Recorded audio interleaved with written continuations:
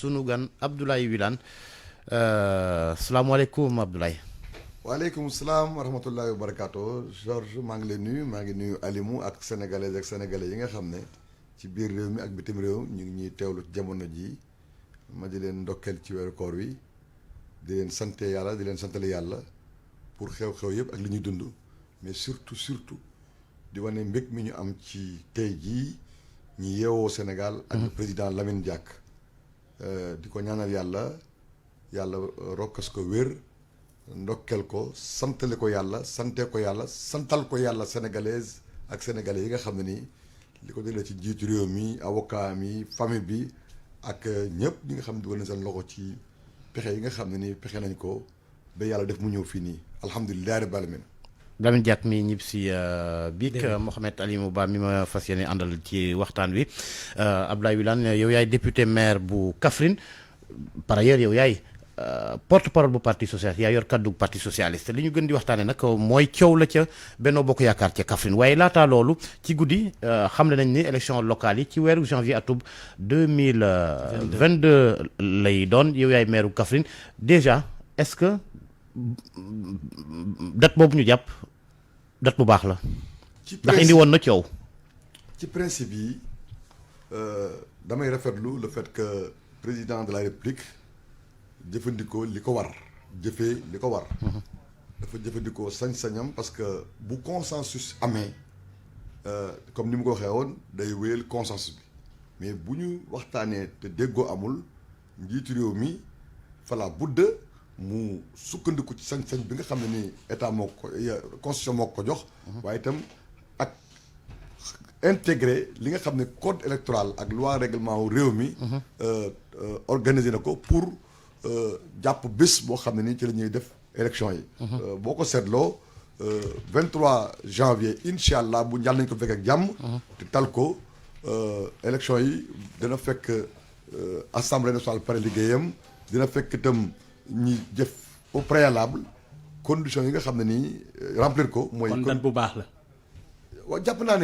naa ne lu ñëpp doon xaar naan kañ lay am nañ ko def ci lu mu gën a gaawee mu jàpp date bi intégré na li nga xam ne ni moom mooy conditions yi code électoral. mais opposition bi d'accord dafa ne woon décembre. ma yeggali ma ne conditions yi code électoral wax ne mënut a ñàkk maanaam ouverture liste révision de liste électorale ak inscription yi. ak respecter étape yi nga xam ne ni mënut a ñàkk ci processus électoral ak ci calendrier électoral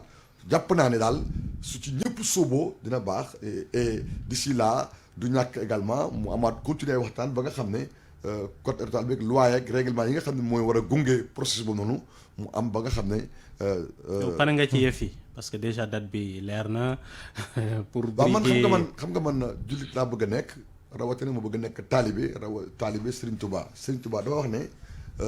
jullit bi da nga war di jaamu yàlla comme su fekkee suba ngay génn àdduna waaye di liggéey ak góorgóorlu am itteeg positif comme su fekkee da nga war a dund éternellement. donc ci wàll loolu dama koy appliquer sama bopp ci sama biir parti ci sama biir dëkk te sama parti it suñuy responsable li ñu mos a jàngal muy rahimulaay Ousmane Tanor Dieng yàlla na yàlla yeesal njëggal ak yërmande ci moom mais muy suñu njiit suñu kilifa tey Ajaratu Aminata Mbengue Ndiaye li ñuy jàngal mooy élection duñ ko gagné ci campagne électorale duñ ko gagné ci jour élection ba chaque jour que jëfee bët bu set ci li la war da nga ci war a góorgóorlu pour chaque jour nga gagné ay points et enfin plus clairement Wilane est-ce que candidat nga jiitewaat mairie Kaffrine waaw xam nga Georges wax boobu laaj bu wax bu yàqu la kii jog ne dafay jaamu yàlla ci jaami yàlla yi ba dëkk bi mu juddoo fekk fa baax cosaanoo fa baax fekk ko fa muy jaamu yàlla ci soxla ci jaamu yàlla yi di liggéey te yéeneem sotteegul mébétam antogul nga naan ko ndax da ngay continuer di def liggéey boobu wala déet kooku wax bu yàqu la en tout cas incha allah suñu fi yàlla bàyyee te waa Kaffrine wóoluñu. mais ci loolu mooy problème bi nag wóolu ma sama waa coalition Benno Bokk Yaakaar wóolu ma ndax noonu lañ ko bëggee ñun incha allah dinañu continuer di nekk au service du Sénégal. mais ndax loolu dina yomb ci ndax tey jii am nga ki ngay jonganteel foofu xam nga ko tey jii ancien directeur du COUD nekk ministre tey jii Abdoulaye Sow. waaw mais loolu am force de frappe. loo ci bëgg a wax. ah xamoo. yow laay laaj yaay laaj mais man bëgg a xam li nga may laaj. ah déjà am nga un sérieux concurrent. ah bon loolu wax ne ko rek sama concurrent la benn ñaareel ba jàpp naa ne doomu Kaffrine bu ne am nga sañ-sañu bëgg liggéeyal Kaffrine waaye ay nit bu ñu àndee te ànd balaa am njëriñ lalu ci dëgg ak muñ comme ni ko suñu borom waxee ci wal asri inna l insana la fi xusrin illa allazina amanu wa amilu salihati wa tawasaw bil haqq wa tawasaw bis sabri dëgg waroowul ci ànd ak muñ ndax muñ moo gën ci ànd ndax ni ko Lamine Diack daan waxee ma baamtuwaat ko Sénégal mooy réew moo xam ne nii daanaka boo koy seet da nga naan de l'indépendance à maintenant dañuy gouverner sénégalais yi ci seen sikk te booy ànd ak nit nag di xool sikkam rek di ko cawti en terme clair loo bëgg a wax clairement c'est quoi. waaye nag soo nit ki bu ngeen di àndit da nga koy wax dëgg laante biir ndax at même en religion dañu xam ne at diinu nasiha loolu man caa nekk sama parti ci loolu nekk ànd balaa baax mu nekk ànd boo xam dafay lalu ci loyauté ci sincérité bokkuma ci ñi nga xam ne dañuy fàtte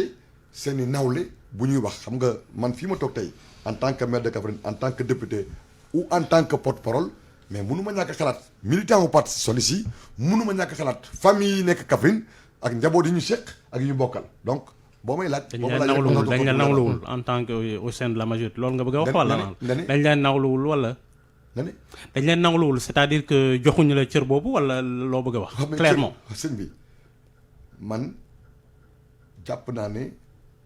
du kenn moo may joxub cër ku suñu borom ak citoyen yi man mii it maa war a fexe mel nu ma melokaanoo noo dëppoo ak li Sénégal bëgg fi ma nekk Kaffrine di fa liggéey sama parti socialiste moo ma def maire de 2014 à maintenant lu ko jiitu coalition bi ma bokkoon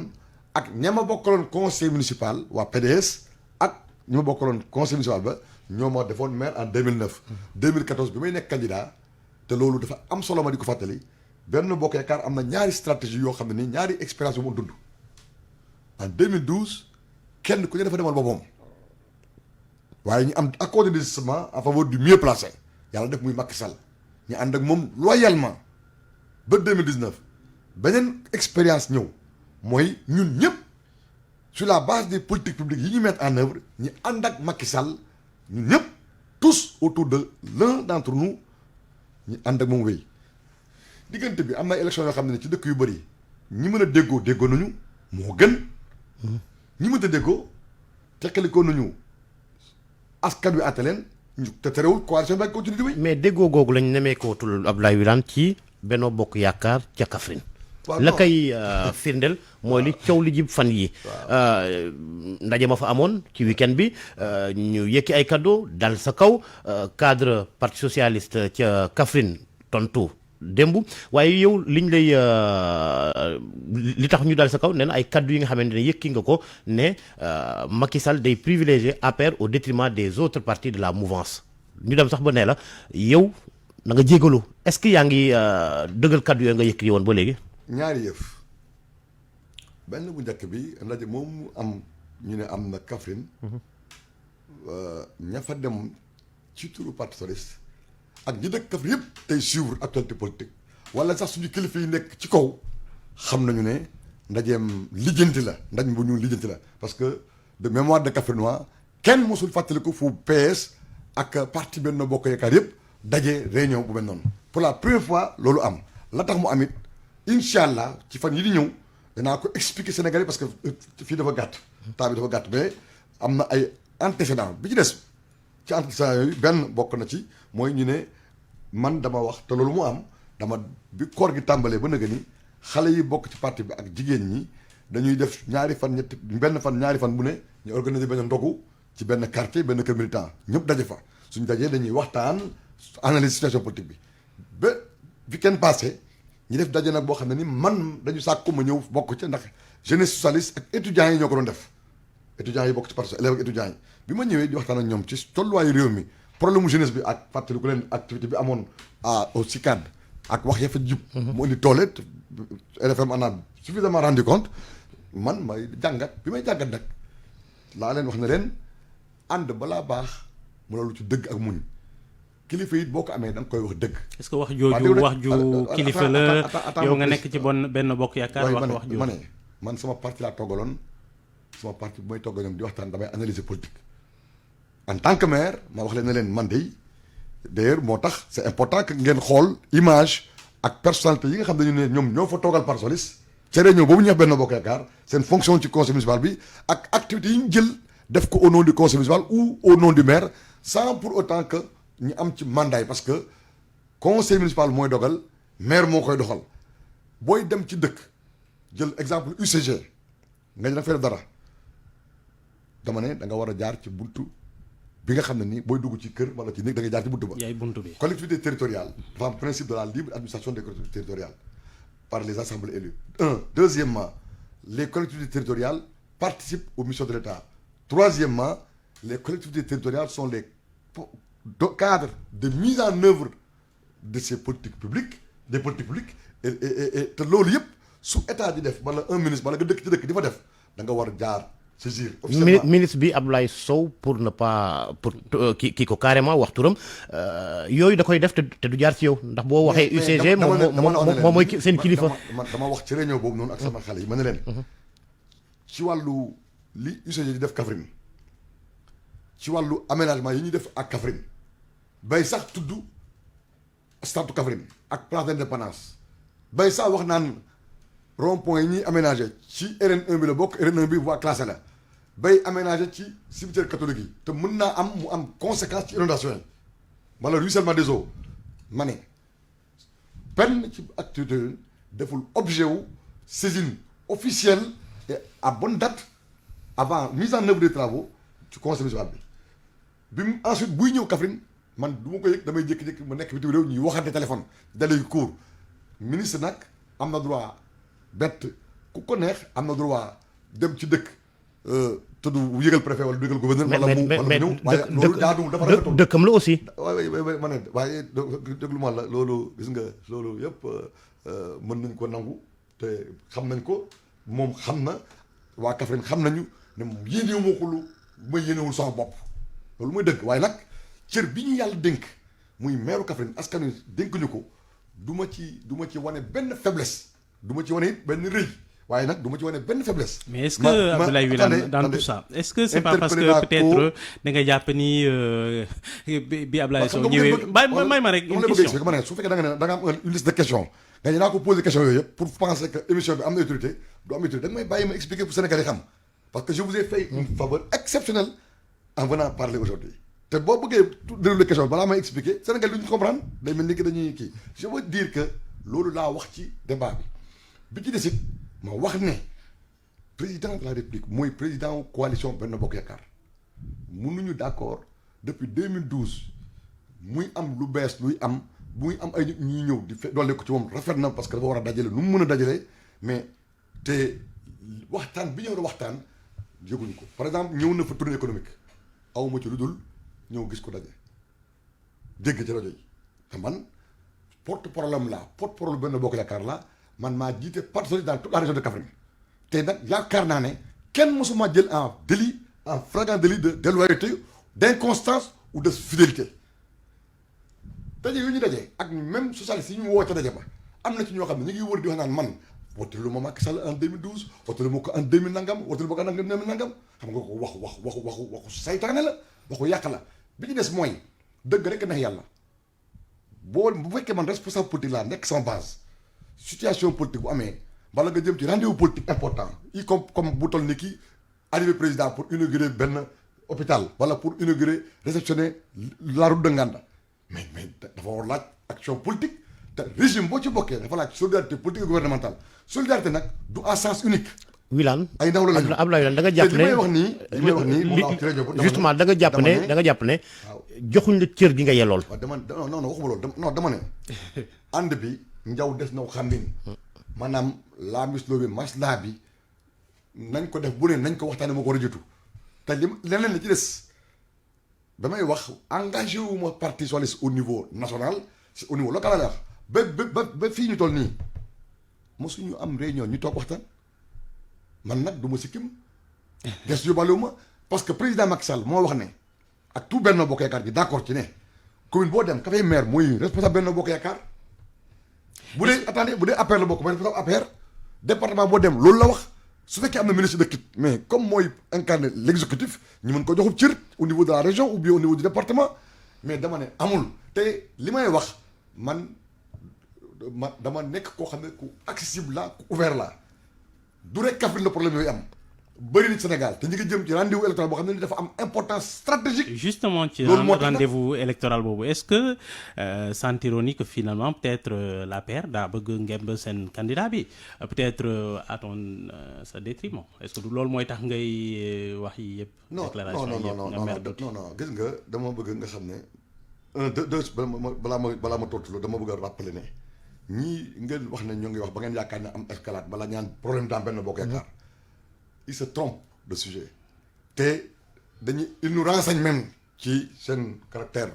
fourbe et nocive seen stratégie parce que il se comporte comme des prédateurs di def de l'affabulation il n'y a amul problème politique amul problème d'orientation politique amul problème de politique au sens politique publique mise en œuvre ou de bilan ou de réalisation entre man ak ñi bokk Parti socialiste à Kaffrine ak président Macky Sall sama parti gëwuma ne jàppuma yëguma benn jamono bu ma problème Macky Sall ma rappeler aussi que ni président Macky Sall ñun waa Parti socialiste donc man à Kaffrine suñu ànd ak moom xaaruñ ci kenn toppuñ ci kenn royuñ ci kenn suñu parti da koo investir te balaa suñu parti investir dañu interroger dans chaque localité dans chaque coordination les responsables et les militants du parti bañ d'accord parti bi ànd ak moom donc quand je parle de l'action politique du président de la République ou de l'action publique de son gouvernement ou bien de la mise en œuvre de ses politiques publiques je suis dans mon rôle et j'ai toutes les légitimités. mais Abdoulaye Wilane bi ñu gisee réaction collectif cadre parti socialiste yu Kaffrine démb génne nañu ab communiqué dal ci ki nga xamante ne moo di ministre Abdoulaye Sow mi ñu jàppee sax ni ab transhumant. waaw yéen ñi nga xamante ne yéen a jàppale Macky Sall en 2012 moom jamono jooju mu ngi woon PDS. sëñ bi man dama bëgg nga jàpp Georges ne Sénégal bi ñu nekk. nit ñi du ñu faral di xam ku tooñ ku fay lu ñu am. lañ xam loolu mooy li xew ci li ngay dégg nii bi ci des. mooy man j'ai toujours dit et les écrits sont là attendez maanaam daal dañ leen tooñ yéen non les écrits sont waaw les écrits sont là et les paroles sont là en var pour mën a illustrer may wax dama mos a wax ne président bi dafa war a yaatal rassembler au grand maximum il doit être le président de tous les Sénégalais te loolu laa gëm même tey président bu mënoon jëli li des ci PDS wala parti ñu am un consensus fort liñ ñu cëraloon ci waxtu wi daan jeex na gàtt na waaye yow 2024 bi nga demee ci dëkk ca Makka yaa ngi doon ñaan ne yàlla may ma mu jiite Sénégal 2024 mbër nga am. sëñ bi Georges man dégg naa sax ñuy wax naan di wax président Macky Sall xam nga booy ku dul wax dëgg. te taxaw di wax naan région bi ma nekk amul benn dëkk bu am PDU. attendez c'est important. non heure ba jot na. yow de communication man ma am lu ma war a li tax man sa war a ñëw fii pour leeral la. ba ci des heure ba jot na ñu ne président ñu ne Abdoulaye Wilane mu ngi waxtaan ak waa Khalifa Sall. mu ngi waxtaan ak waa Sonko c'est faux archi faux. aw maag ñooñu benn contact. jërëjëf respecte beaucoup. jërëjëf comme tontu woo sama noonu laa respecté parti yi ma seqal. merci Abdoulaye Wilane merci Abdoulaye Wilane. Restons nous-mêmes, ayons des rapports de vérité pour incarner l'avenir. jërëjëf l'incarner bien. jërëjëf Abdoulaye Wilane porte-parole parti socialiste député maire bu Kaffrine député itam CEDEAO.